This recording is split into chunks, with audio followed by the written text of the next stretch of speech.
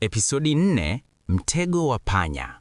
Gari la Baraka na Laila limekwama ukingoni mwa bonde, tairi moja likiwa hewani.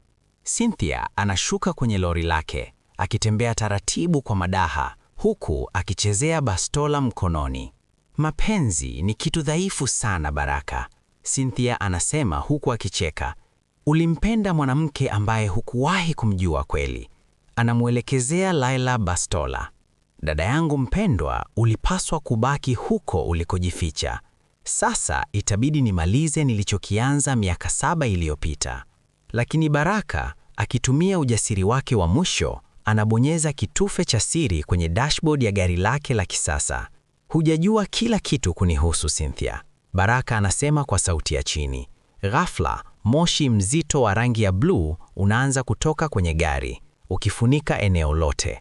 Risasi inalia lakini inapiga chuma. Moshi unapotulia, gari halipo na Cynthia anabaki peke yake ukingoni mwa bonde.